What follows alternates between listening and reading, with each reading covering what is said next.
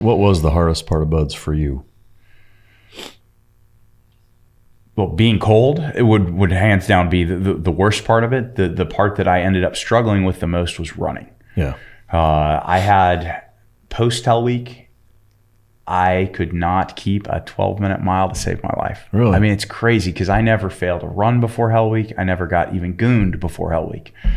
And then after Hell Week, I could not run to save my life. And so like the first phase guys are looking at me and they're like, okay, like we know this guy was putting out beforehand and like we don't know what's going on now. But they gave me the benefit of the doubt. And then I roll into dive phase and they're just like, fuck you, merciless.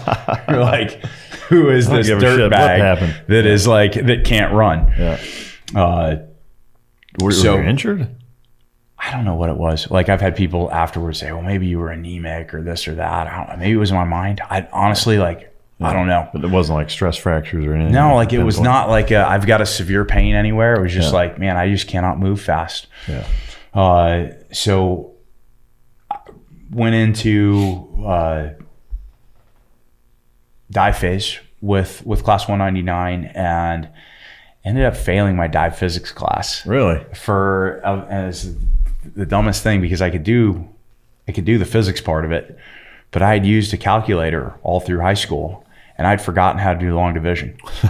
And they wouldn't let you use a calculator for the dive physics. So it's like I failed dive physics because of long division. Yeah. Did you get rolled for it? So I got rolled for that. Shit. So me and like probably 8 other guys got rolled for failing dive physics, and we all got put into a remedial math course, which was highly embarrassing because literally this lady, she gets in front of us and she starts writing and she goes, "This is how you add."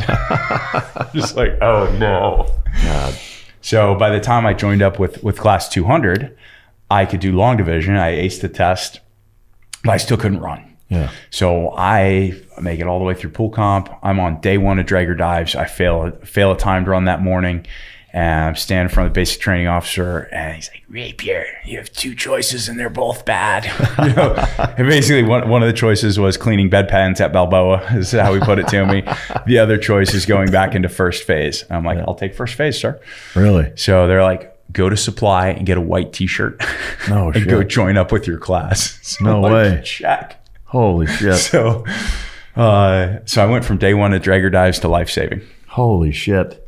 So they didn't make me go through Hell Week the second time. And actually it ended up being good for me because the pace of the runs was slower and I was actually able to keep up and kind of build my runs back up. And, by the time we finished, by the time I graduated with 201, like I was back up into, maybe the top quarter or top third of runners. So it was a gradual getting back. Definitely. It wasn't like just one. I almost think that like somehow I just got out of shape. Like should have just gotten back on a good running program afterwards. Yeah, that's wild. So an academic and a performance role. Yeah. Wow. So you started with 199, graduated at 201. Yep. Yeah. That's fascinating, man. All right. So you graduate with 201 and then you go all the normal pipeline, which we've had enough guests on here to talk about that. But you went to Team 3 first. Yep. And that's where we didn't work together, but we're at Team 3 together for, I don't know, maybe a couple of years probably. But I remember you being there, but, knowing that we never worked together, it's fairly vague. But how would you kind of synopsize your time at Team 3? I think the guys were great. I learned a ton deploying on a boat. The ARG Alpha deployments were miserable. Yeah. Living on a ship, bad. It's worse than prison. Yeah, and I had a poor attitude about it at the time. I mean, like I, somewhat arrogant, and I'm like, why are we on ships? Like we should be training for war. That was my attitude. Yeah. Instead of now I'd be like, man, I've got these master class machinists. Yeah. And welders and like all this knowledge on the ship, and Navy guys like SEALs. Yeah. Like I could have gone to any of those departments and been like, man, that's pretty cool. Can you teach me how to do that? Yeah. And like probably learned a bunch of really cool skills. Yeah. But I was too arrogant to 20-year-old, screaming frogman. Yeah. Were you still kind of partying at that point? That first deployment, yes. Yeah. So what changed with was there absolutely a reckoning that there was I was driving back from Colorado. It was when I was still like, you know, it was still close enough to high school to where like I was still hanging out with some high school friends during leave time and driving back to ski in Colorado. Yeah. And so I remember driving back one night. It's late at night. I'm somewhere between Colorado and California. I don't remember what state I was in, but I remember thinking, doctrinally, I don't believe that you can lose your salvation. But looking at my life, you can't look at my life right now and think that, yeah, this guy's a follower of Christ. And I was very convicted. Like, this is not what I'm supposed to be doing. And I just started praying, saying, God, please give me the desire to change, because I didn't have the desire. I was like, man, I was having a good time, like going out with my buddies, drinking and whatnot. Like, I was having fun. So I started asking for the desire to change, and God gave it to me. Like, I started, got plugged in with a local church, was going to the Rock Church there in San Diego. And Miles McPherson. Yeah. I went there a few times. Got plugged in with a small group out there, and actually started reading my Bible. And I'm like, wow, it's like I'd grown up with Bible stories and Bible reading and all that, and it was just like never really real to me. And then all of a sudden, I'm reading through, and I'm like in Romans, like, this is how I'm supposed to live. Like, so it very much, and I'm definitely still ups and downs with how with screwing things up sometimes, but that was definitely from that point, that was kind of the trajectory that like, if I truly believe this, then I should be serious about this. Yeah. Do you think, and this is just strictly from your perspective of how you interpret being a Christian, do you think that you can do both, sort of? And by that, I mean, similarly to say, you work out really hard, right? You live a super disciplined life in terms of nutrition, in terms of sleep, in terms of exercise, in terms of keeping your skills sharp. No different than, say, nutrition as an example, having cheat meals or taking, a week off because you just, from working out because you feel like you need it or whatever. Do you think that there's an ability to live that way Christian-wise in that same regard? I mean, we all do that sometimes. But I mean intentionally, though. No, not intentionally. I don't think it should be. I mean, we're all sinners. Like, we're all going to screw things up. So I think, looking at it, what I'm not going to do is go, okay, I'm going to schedule. I'm going to go ahead and purchase my indulgences now, and then spend a week wherever doing whatever I want to. Like, I would say that is, I would question how serious you are about your faith if you're doing that. But if if you are genuinely committed to following a path and you screw up, and then you repent and you're like, man, forgive me. Like, I screwed up. Like, help me not to do that again. Like, that's what your faith and your walk with Christ is about. Because you're gonna screw things up. Yeah. And it's that you were moving in this direction, and then you're like, okay, I'm not going to do this anymore. I'm going to move in this direction. Doesn't mean I'm going to like have slip ups sometimes. Yeah. So I'm curious, in terms of you kind of having that epiphany type moment, if you will, on the trip back, and then going back to a SEAL team where you're with platoon mates that I can only imagine that many of them were probably like, dude, what the fuck happened to you? Right? Like, was there some of that? Was there a struggle or a difficulty on your end of going back as kind of a new you? Oh, for sure. And it's not like I turned the page and never drank again or anything like that. Like, there's absolutely it's a process. It's you're being refined as you're doing this. But yeah, I think by the time my second platoon, I don't think I drank at all. Like, I was pretty much like always the driver. Like, always hung out with the guys. Like, very deliberate about I'm going to go out and hang out with the guys. Like, kind of regardless of where you're going, I'm going to go hang Platinum out. Plus at Shaw's. You haven't heard that in a while, have you? I haven't heard that one in a long time. Shout out to Platinum Plus in Memphis, Tennessee, which doesn't exist anymore. But anyway. Yeah, those are the days.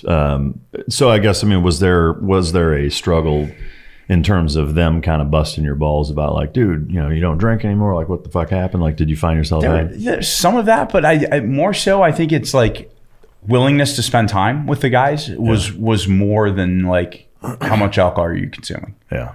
I experienced that when I first went to the command as well. going through our selection. And then, the first couple of years of being upstairs was very much like, like I didn't have a life. Yeah. Like all I did was train and, go to work. Yeah. But I would still go hang out with the guys, at CP Shuckers, wherever.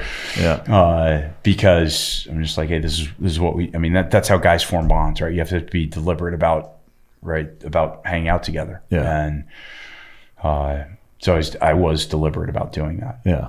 So getting into that, so you spent an enlistment or so at SEAL Team 3, and then decided to go to development group. Was it just kind of the next logical step of saying, this is what I want to do for a living, and this is the next place I need to go? Or was there more to that, anything different than that? Or what was your mentality? So I had no clue about Dev Group when I joined. And then, when I got to Team 3, like you start hearing little whispers. Yeah.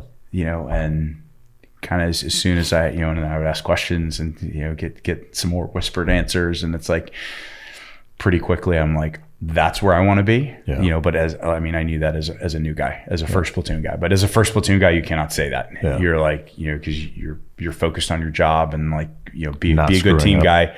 Be a good team guy first, and then worry about whether or not you're going to screen later.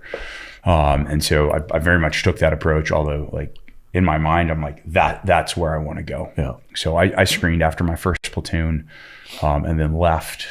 And I had super short turnaround. Like I got back from my first deployment, and I believe 3 days later I was going out to Ritland to do a land warfare workup with my second platoon. Like I thought I was deploying with them. Like when the OIC sold it to me, I thought I'm getting off the boat and like getting on another one and going overseas. And I'm like, well, that's more chance to do real stuff. So like, I'll do that. Yeah. But then we got back and it was clarified. No, actually, you're just going out to the desert to be there for 4 or 5 weeks. That's awesome. So, in terms of the journey along there, of what you can mention. And I've had some other guys from, from storied careers at that command talk a little bit about it, so I won't beat it too hard. But I'm always fascinated by kind of the difference between the regular SEAL teams and development group in terms of that further selection, going through the selection process there. And it's to me, it's always fascinating that each guy kind of has different perceptions of the experience there. I'm curious to get your take in terms of how you would compare it to your other time in the SEAL teams and how it contrasts, and just kind of walk us through that a little if you could. Yeah, so in terms of difficulty, and again, different guys have different strengths and weaknesses. Like I thought our NSW sniper school was way harder than our selection was. Really? I failed because of stocks. I failed my first time through. Oh, wow. Had to go back and redo all my stocks. Was that when it was at Coalinga or at the first time I went? It was all of our shooting was done in Coalinga, and like most of our stocks I think were like at Miramar, something like that. And then by the time I went through after my first deployment, I came back and was able to go through and just do the stocks, and that was all out in Ritland in the desert out there. What would you say was the most challenging about sniper that made it that way? It was understanding that was just kind of looking at it as a game. Like I was very serious. When I failed, I was very serious about like I probably could have made my shots each time, but my distance from the target wasn't always perfect, right? So the standard in sniper school was 200 yards plus or minus 20, and you had to get that via milling, either people or trucks or something where you're shooting the guys that are looking for you. Yeah. And so I would either be outside of range or I would get walked on after my first shot. Yeah. The second time I went through, I'm like, okay, this is a game. Like I'm never going to stalk against a place where they know I'm coming. They know where the left and right is. And they're on binoculars looking for me. Yeah. And they've got guys running. I'm never going to do that. So I'm going to treat it like a game. And also I'm going to veg up a lot more. That was the other thing I wasn't doing. It was like I wasn't vegging up properly. And for the guys that don't know what that is, it's basically It's becoming a vegan. That's what that is. Yes, it's going the opposite of carnivore. Yeah. No, it's basically turning yourself into a bush. Yeah. So like, guys had talked about, rubber bands on your on your bipod, and it was like no, zip ties. Yeah. Like big zip ties. And I would just, at about 300 yards out, I would just take a break and I would chop down a tree, or one of those tree bushes out there. And I would just, giant fistfuls of branches, leafy branches. And I'm just zip tying them onto my bipod, zip tying them onto my scope, and basically just turning myself into a bush. Yeah. So the second time I went through, I got walked on once. And afterwards, the spotter said, well, I couldn't see you, but there are no other bushes out there. I'm like, well, how's that? Yeah. Like, we're in the desert. Come on. God, that's fucked up. But typical. Like, very typical. Is there elements or any aspect of going through the sniper course that, the 10 deployments and so many years that you spent at development group where you can pinpoint like that training probably saved my life? Or at least contributed significantly to your operational capability?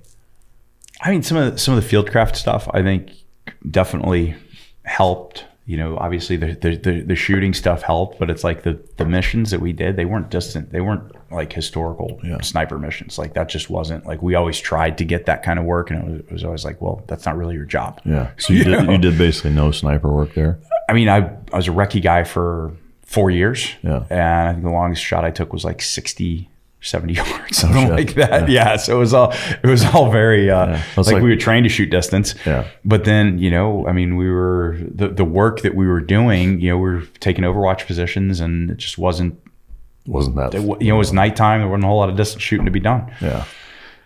That's good stuff. And we'll for sure get into some of those stories of what you can talk about. I am curious. So sniper was harder than the selection. So selection, I thought so. I guess comparing it to buds, easier than buds too, then I assume. Oh yeah. Yeah. Yeah. I mean, buds is buds, man. It just sucks. Like, going through selection was, I mean, it was very challenging, very, very stressful. Like they definitely do a great job of increasing the pressure during certain evolutions, but it was also very like, okay, now we're teaching stuff. And some of it was just like I spent a lot of time shooting on my own time. Mm-hmm. So like I didn't have a problem with any of the shooting standards. Yeah. We'd had a guy that had come from the command that had taken over training cell right before I got there. So when we went and did CQB, like it was taught the same way it was taught at the command. So like I wasn't having to there's minor things that were different, but I didn't have to relearn a whole lot of stuff. So I felt like it wasn't, while it was very stressful and very challenging, it was not like overwhelming. Yeah. For the guys that it was overwhelming, do you think that it was the shooting standards that made it that way primarily? Because that's most guys, it's just picking up the CQB. Yeah. Like that's and then if they have a hard time shooting, or if they have, back then it was, your reputation was based on like, you shoot hard, can you run fast, and are your heads up in the house? Yeah. If you can do those things well, you had a good reputation. Yeah. And I was like a decent runner. Like I wouldn't, I didn't fall out on any runs. Like I wasn't amazing, but I trained like a maniac prior. Like I did the whole heart rate thing for like almost 2 years prior to going to selection. Yeah. So, I'm doing, 2-hour runs, on a, at the time it was like a 150 or 155 heart rate, and keeping a 730-ish pace, which, was good for me. Yeah. And what year was this? Was this 2000? 2000. Yeah. So you were there. At what point in your workup or deployment or whatever were you at when 9/11 happened? We were back. We were on alert. I was actually on the quarterdeck when one of the planes struck. That was quite the day. We saw that, and then saw the second one hit, and it was like, we're going to war, boys. Yeah. And it was funny because it was downplayed by some of the senior guys at the command, like, we're not going to do anything. Like those other guys are going to do all the work. Yeah. The green guys. Yeah. Those guys down south are going to do all the work, and like they'll be done in a month, and we'll and man, here we are 20 years later. Yeah, they couldn't have been more wrong about that one. Yeah.